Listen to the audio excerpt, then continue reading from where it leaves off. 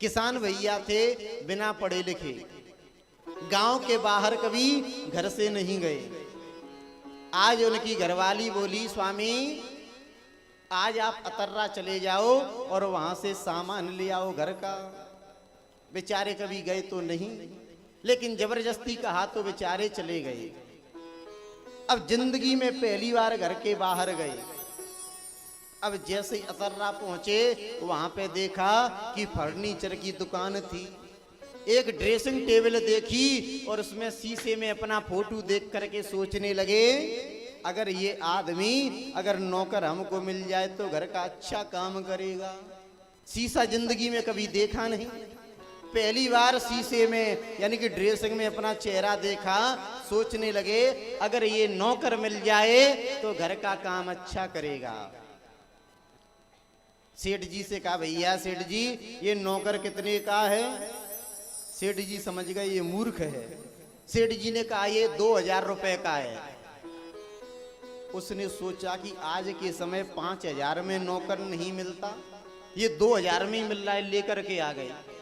अब घर पे आकर के अंदर कमरे में रख करके कहा, सुनो जब 4 बजे जाए ना तो जाकर के दुकान खोलना, सुबह झाड़ू लगाना, सफाई करना और किराने का सामान बाहर निकाल लेना।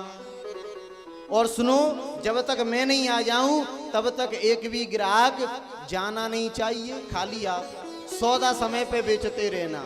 अब जैसे ही वो हाथ हिलाने लगे और मुंह से बोलने लगे, शीशा में वैसे ही दिखाई देने लगा। उसने सोचा भैया ने की समझ गया, बेचारा वो चला गया। 10 मिनट घरवाली ने सोचा, लगता है घर पे कोई नई चीज आ गई, कोई नई वस्तु आ गई। अब घरवाली ने भी कभी जीवन में शीशा नहीं देखा। अब घरवाली जैसे ही शीशा के सामने गई और अपना चेहरा देख करके दीवाल में सिर दे मारा, हे सासू माँ तुम्हारा छोरा मेरे लिए सौत ले आयो। रोने लगी बेचारी, क्योंकि घरवाली ने कभी जीवन में शीशा नहीं देखा। अब जैसे ही सासू माँ को मालूम पड़ा कि बहू रो रही है, बेचारी सासू माँ गई कि चलो मैं भी देखती हूँ, गोरी है का कारी है, जवान है क्या बूढ़ी है।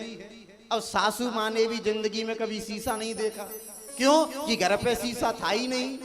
अब जैसे ही बूढ़ी मैया ने जाकर के ड्रेसिंग के सामने शीशे में चेहरा देखा और देख करके कहा, बहू तू बावरी हो गई है, अगर तेरे लिए छोरा सौत लेके आता तो जवान होती, गोरी होती, सुंदर होती। जा में तो 80 साल की काली कलूटी बुढ़िया बैठी है, बोलो राधे राधे।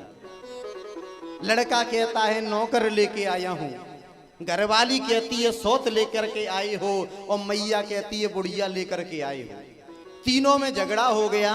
एक महात्मा जी आए, महात्मा जी से कहा, महात्मा जी ने शीशे को उल्टा कर दिया, ड्रेसिंग उल्टी करके रख दी। अब ना उसमें नौकर है, ना उसमें सौत है, ना उसमें बूढ़ी माता जी है। यानी कि यस्य नास्ति स्वयं प्रज्ञा तस्य शास्त्र करोतु किम, लोचनाम विधीयन्ते दर्पणे किम करिष्यति। यानी कि जब तक माया के पर्दे को आप उल्टा नहीं करोगे तब तक संसार के झंझट में फंसे रहोगे। आज परमात्मा गोपियों के चीर लेकर के ऊपर पहुंच जाता है और कहने लगा, गोपियों हम बस